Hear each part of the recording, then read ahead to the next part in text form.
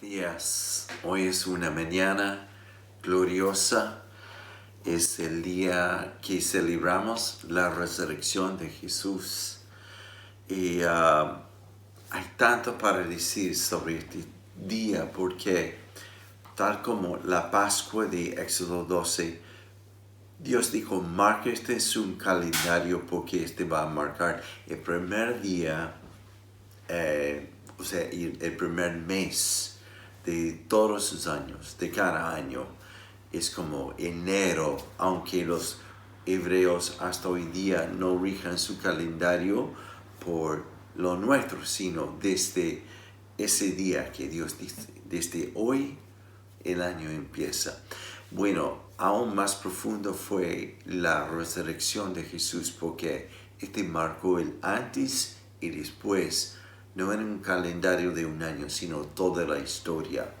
Así que, según esto, hoy día quisiera compartir algunos pensamientos y por eso quisiera leer el resumen en la Biblia en un solo versículo de lo que es el Evangelio de Jesucristo. Y eso se encuentra en 1 Corintios 15, versículo 3, dice, porque ante todo les transmití a ustedes lo que yo mismo recibí, que Cristo murió por nuestros pecados según las Escrituras, y fue sepultado y resucitó al tercer día según las Escrituras. Estas tres cosas, acontecimientos, la muerte, el sepultura y la resurrección de Jesús. Y por eso en estos días, desde jueves, estamos tomando el tiempo para hablar sobre la muerte, la sepultura y la resurrección de Jesús. Así que quiero orar.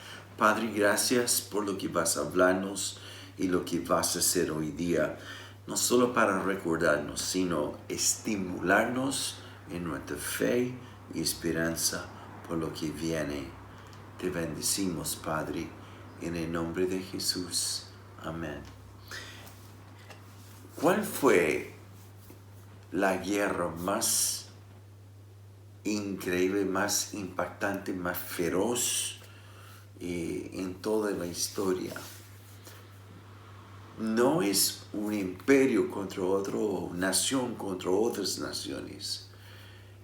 Realmente sucedió con uno solo en el huerto de Getsemaní. Este fue el momento cuando Jesús estaba solas en el huerto y su oración fue tan impactante. Y eso quisiera leerlo porque la intensidad de lo que pasó ahí marcó toda la historia. Y es por esto en versículo 20, capítulo 22 de Lucas, versículo 42, Jesús ora esta oración. Padre, si quieres, no me hagas beber este trago amargo, pero no se cumpla mi voluntad, sino la tuya. Entonces se le apareció un ángel del cielo para fortalecerlo, pero como estaba angustiado, se puso a orar con más fervor, y su sudor era como gotas de sangre que caían a la tierra. Y cuando Jesús dice, si es tu voluntad, quita esta copa de mí, pero si es lo que tú quieres, yo me someto, no mi voluntad, sino la tuya. Y quisiera hablar de esta copa amarga que Jesús tomó para entender más aún lo que es la resurrección. En esta copa, para mí hay tres tipos de líquidos mezclados, pero que Jesús tomó hasta la última gota. Y eso vemos. Primero, yo lo veo así. uno de los líquidos que estaban en la copa que Jesús tuvo que tomar es lo que se llama el sufrimiento emocional. Y para esto quisiera ver algunos textos en la Biblia. Su sufrimiento emocional tenía que ver con este momento de aquí en adelante y hasta previos en la mesa con los discípulos cuando estaba tomando la Santa Cena, significaba el momento de traición. Bueno, Jesús sabía siempre que uno de ellos iba a ser aquel que lo traicionó. Me encanta, no me encanta, pero me impacta Salmo 55 cuando Jesús es profetizado sobre este momento. David escribe, y tú que cenaste conmigo en la mesa, que levantaste tu mano en mi contra. No sé cuánto, yo sé que todos aquí han sentido un momento de traición, pero es un sufrimiento impresionante. Y no solo esto, sino el abandono en el momento más crucial de su vida. Él había invertido 3 años y medio de su vida en amar, levantar, proyectar los discípulos en todo lo que significaba. Está convirtiendo hombres ordinarios en hombres extraordinarios. Y ahora en este momento está abandonado. Ni siquiera en el huerto, con los que estaban con él, podían estar despiertos. Y él los advirtió 3 veces. Oren, oren, oren, oren. Porque el espíritu está dispuesto, pero la carne, les necesito en este momento para estar conmigo. Pero durmieron. En un sufrimiento emocional que no tiene palabras para explicar. El segundo líquido que él tomó fue aún mucho más amargo, que es el sufrimiento físico. Y de esto quiero como tomar varios minutos para describir lo que realmente pasó. Judas y los soldados, después de que Jesús oró 3 veces, y puede ser que fue 1 hora o más, porque cuando dice a los discípulos, ni siquiera por 1 hora podía estar orando, no sé cuánto tiempo, pero fue tan intenso esta batalla entre su voluntad y someter su voluntad al Padre, que hasta la Biblia dice que sudó sangre. Médicamente, esto es comprobable cuando una persona está bajo una tensión y un estrés extremo. Son raras las veces que ha pasado, pero puede pasar.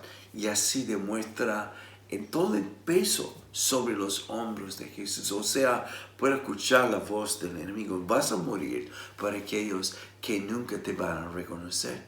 Al contrario, van a despreciar este momento. Van a mofar de ti, etc. Pero no solo fue como la voluntad del Padre que le llevó a esto. Para mí, uno de los claves es que Él te tenía a ti y a mí en su corazón en todo este momento. Es un amor que es difícil de explicar. Así que pronto después de su oración, Jesús la 3ª vez se levanta y dice, ya está todo listo. Y me vienen a buscar. Y vino Judas con soldados romanos, tanto como de la guardia del palacio. Y lo más impresionante de todo esto es que Judas lo traiciona con un beso.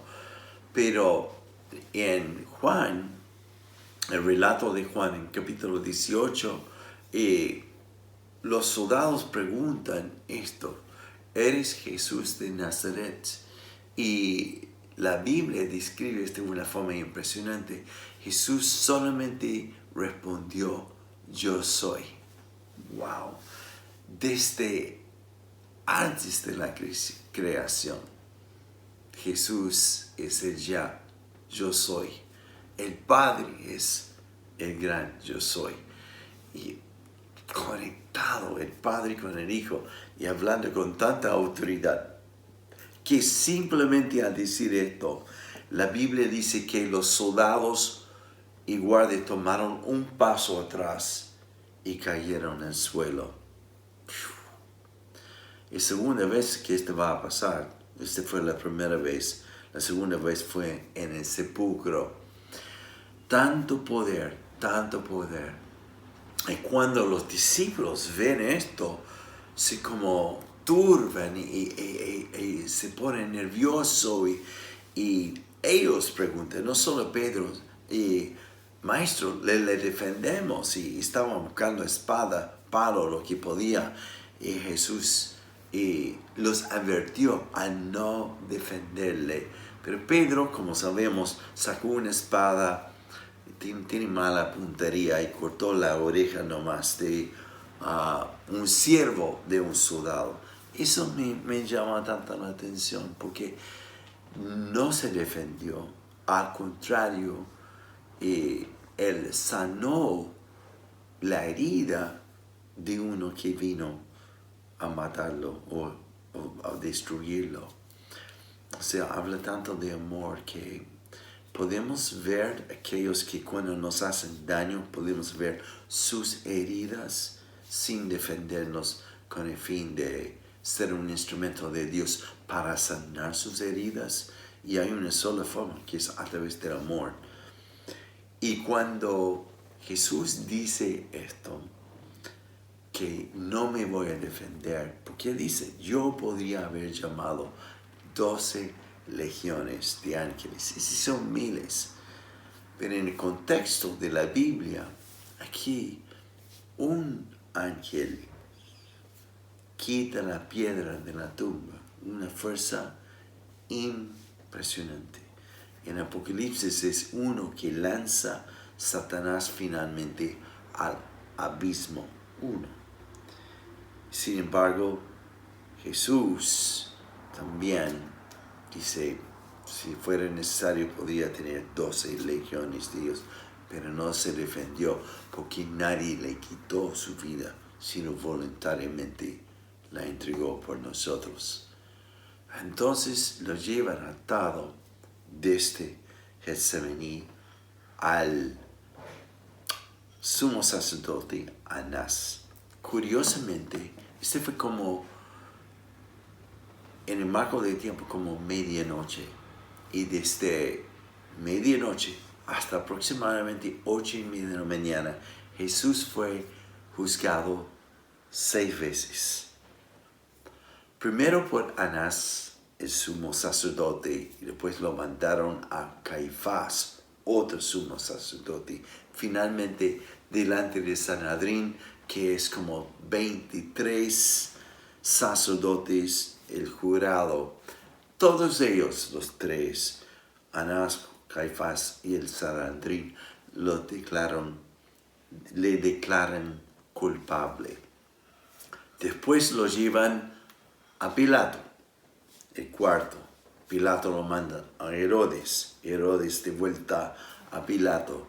Entre las 3 veces que aparece delante de los romanos, Pilato, Herodes, Pilato, ellos lo declaran inocente. No encuentran ningún mal, ninguna cosa que ha hecho este hombre como de ofensa, crimen, lo que lo llaman ustedes, inocente.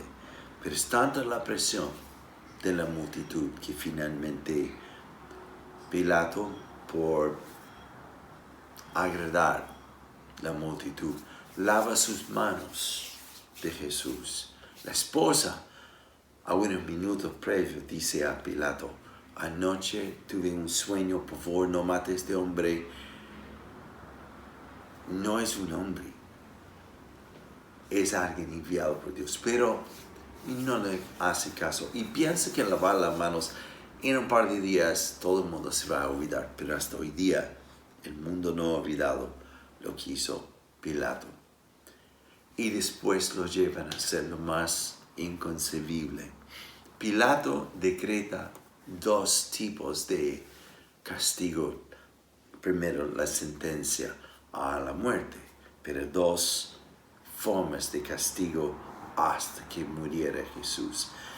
Y en toda la historia nunca ha habido un caso como este, porque le manda a ser azoteado y crucificado. Nadie ha sufrido esos dos tipos de castigos, o es ser azoteado o crucificado, pero no las dos. Y para lo que hemos visto en la película o lo que han estudiado, azotear es con un látigo especial, un mango de madera, inventado por los romanos, que tenía entre 18 a 24 correas de cuero. Y en la puntita de cada correa había un pedazo de metal, vidrio o alambre. Y la persona fue, en este caso Jesús, amarrado a un poste alto. Generalmente fue así. Las películas a veces pueden mostrar de otra forma. Pero además de estar amarrado sus brazos arriba, había algo metal que como ceñía el torso de la persona, el cuerpo de la persona contra el poste, de tal manera que no podía moverse. Esa era la idea. Lo sacaron todas sus ropas y empezaron a azotear. Generalmente eran dos soldados, uno por cada lado. Y según la ley de los judíos, al ver esto como castigo romano, ellos permitieron 40 azotes menos uno, 39, porque habían comprobado después de 39 la persona moría. Entonces era prohibido golpearlo así de esta manera hasta morir. Qué insano esto. Pero Jesús no fue azoteado por los judíos, sino por los romanos, y en la ley de ellos no había límites. Así que uno por uno, y cada vez que caía una correa o las correas contra la espalda, las piernas, costado de la persona, y con un movimiento de brazo y muñeca, el soldado que torturaba arrancaba la piel de la persona. En otras palabras, fue vejado. Le sacaba literalmente la carne. Y en algunos casos históricos y de testigos de esto, muchas veces hasta espina dorsal, todo quedaba expuesto. Es una forma tremendamente difícil de pensar lo que pasó. Después de esto, porque ya la persona sufriendo esto quedaba en shock muchas veces, y por desangrar quedaba deshidratado y tantas cosas como consecuencia de esto. Y de ahí lo mandan a la cruz. Previo a esto había sido golpeado 3 veces por soldados romanos, la guardia del templo, mofado, poniendo una corona de espina en su cabeza, y luego lo llevan así a la cruz. Y en la cruz, las personas que morían o que fueron crucificados,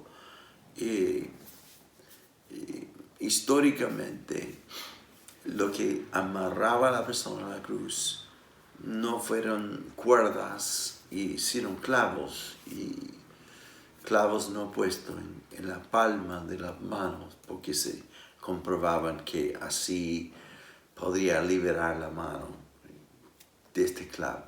Pero la pusieron en la muñeca. Y si tú lo tocas a tu muñeca, vas a encontrar un lugar entre los dos huesos donde se podían clavar. Y así que lo que te afirmaba a la cruz fue el clavo y los huesos. No había escape. Y también así entre los dos pies, un lugar entre los huesos que conectaba la pierna con el pie, donde fuera clavado. Y en la época de Jesús no había tal cosa como vemos a veces en los cuadros, un lugar donde él podía sentar o descansar su trasero o apoyar sus pies. Lo que le amarraba a la cruz eran 3 clavos. Y entonces en esta posición era imposible para la persona a respirar, no podía inhalar. Y la única forma de llenar sus pulmones era tirar contra los clavos en sus manos y empujar contra el clavo en sus pies.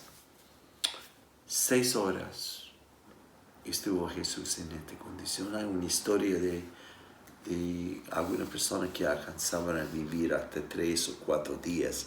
Así es inimaginable. Pero la única forma que podía vivir era así tirar y empujar 6 horas y con toda la espalda hecho como carne cruda contra la madera. Así fue su sufrimiento físico. Y todo llegó a una culminación al final de este momento cuando Jesús, entre varias cosas, que gritó: Dios mío, ¿por qué me has abandonado? Y ahí está el tercer líquido que toma Jesús, que es el líquido de sufrimiento espiritual. Jesús es eterno. Nunca había conocido la separación de su Padre. Aún en la tierra, Juan 17, Jesús dice que el Padre y yo somos uno. Pero en este momento, tan fríamente, que Jesús, casi primera vez en la Biblia que usa, en el Nuevo Testamento, que usa el término Dios en vez de Padre. Dios es como mucho menos personal. Dios mío, ¿por qué me has dado la espalda? ¿Por qué me has abandonado? Él sufrió la separación para que nunca más tú ni yo podríamos estar sufriendo la separación del Padre por nuestras propias decisiones o nuestros pecados. Así que, finalmente, el último tirón y empujón de Jesús llenaba sus pulmones por la última vez y con esto lanzó un grito que ha marcado la historia. Consumado es, consumado es. Ya todo terminó. Ya no más el sacrificio por un pecado o nuestra naturaleza pecaminosa. Ya no más separación del Padre, ya no más vivir bajo la naturaleza y la condenación del pecado, sino lo que es todo un nuevo comienzo para nosotros. En el mismo día, viernes, antes de atardecer, ellos llevan a Jesús al sepulcro prestado, donde la guardia romana y del templo también empujan la piedra contra la tumba. Ustedes han ido al cementerio como yo, hemos visto entre 4, 6, 8 hombres levantan lápida de mármol que está ahí, varios hombres para levantar algo que es 2 metros quizás y así de grueso. Ahora esta piedra enorme que tapa la tumba, y son muchos hombres que tuvieron que poner esta piedra y sellarlo el sello romano, 2 cuerdas, y en encrucijadas y de las cuerdas ponen un sello de cuerda, de cera, marcando como cualquier que rompe este sello morirá. Y con la guardia fuera, conocemos la historia. Al tercer día, domingo, hoy, hace 2020 años, Jesús en la tumba, sellado. Viene un terremoto. Y con esto, un solo ángel empuja atrás la piedra. Y en alguna versión dice que en un evangelista se sentó encima de la piedra.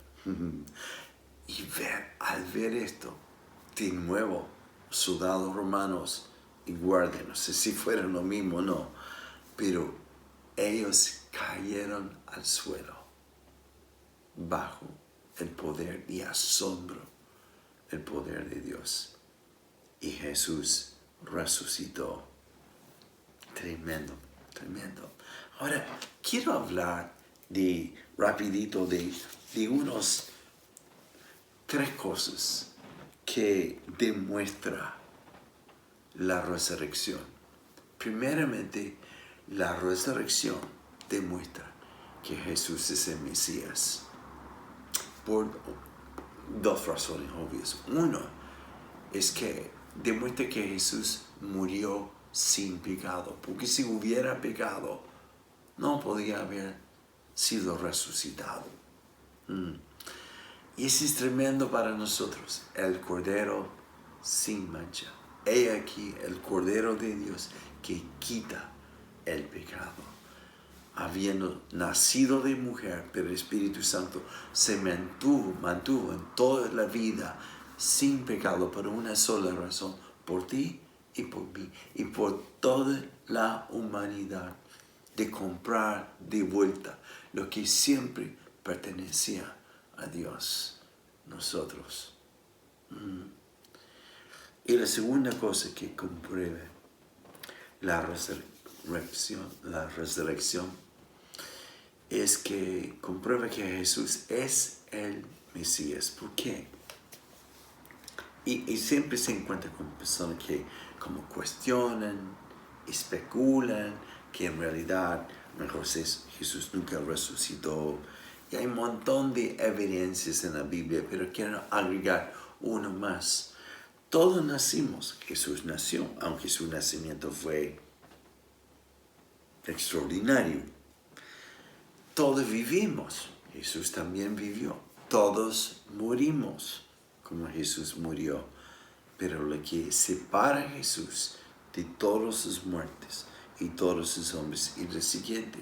Jesús no solo nació, vivió y murió, sino profetizó que iba a regresar, que iba a resucitar. Y quisiera que leyéramos esto en Mateo 16.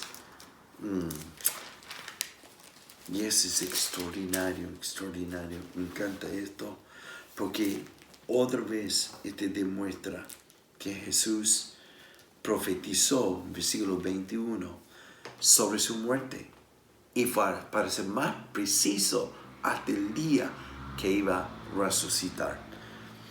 Donde entonces, desde comenzó Jesús a advertir a sus discípulos que tenían que ir a Jerusalén y sufrir muchas cosas a manos de los ancianos, de los jefes de los sacerdotes, los maestros de la ley, y que era necesario que lo mataran, y que al tercer día resucitará. Mi castellano hoy día. El punto es, nadie en la historia ha sido capaz de, no solo antes de morir, sino profetizar sobre su muerte y el día que iba a ser resucitado. Nadie ha hecho esto, solo Jesús. La resurrección también comprueba que Jesús venció el poder de la muerte.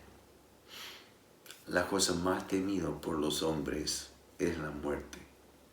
Es como que en el momento sin Cristo, despedirte de un ser querido, tu esposa, tus padres, quizás en algunos casos los hijos.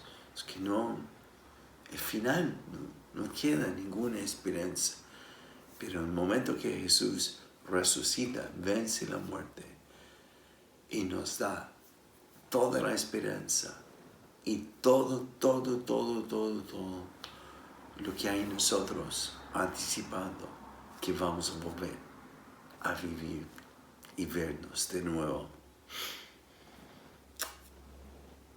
En el día de la resurrección, una mujer, María, fue al sepulcro para terminar lo que no podían hacer por el día sábado.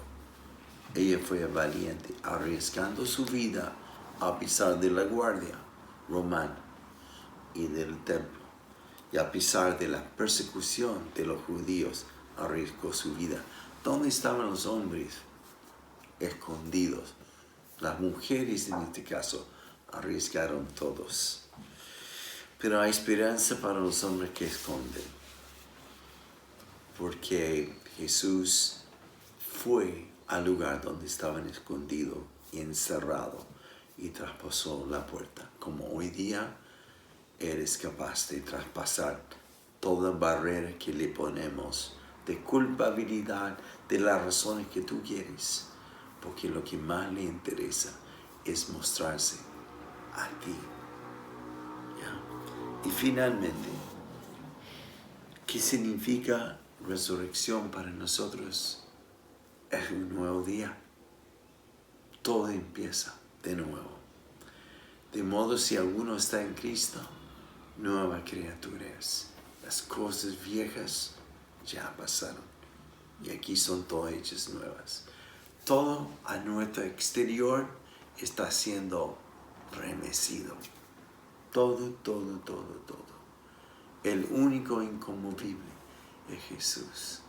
Si yo leo la noticia, leo las especulaciones de conspiraciones en el mundo, que puede ser bastante probable, no tengo ninguna esperanza si lo veo humanamente. Lo que sí produce en mí Jesús, el resucitado, y yo siendo resucitado con Él, es que Él está sobre todo esto. No hay que temer nada, ni siquiera la muerte, porque todo ha sido hecho nuevo en nosotros. Es un nuevo día. Así que quiero invitarte a orar conmigo. Vamos a orar. Y esta mañana, ¿por qué si no viven en un condominio, salgan con tu familia al balcón? O si viven en una casa, hasta la reja. Y vamos a proclamar sobre el virus, sobre toda la crisis económica en Chile, en el mundo, sobre toda la incertidumbre, que la esperanza de esperanza está aquí. Cristo ha resucitado. Él es nuestra esperanza y la esperanza en nosotros para el mundo. Vamos, celebremos hoy día. Gracias, Padre, por lo que está haciendo y gracias, Señor, por esta señal que Cristo ha resucitado y está en nosotros y nos ha unido a Él. Gracias, Padre, porque en medio de las tinieblas, Isaías dijo, levántate y resplandezca, porque la gloria de Jehová ya ha venido en medio de tinieblas y densa oscuridad. Gracias, Padre, en el nombre de Jesús. Amén. Nos vemos pronto.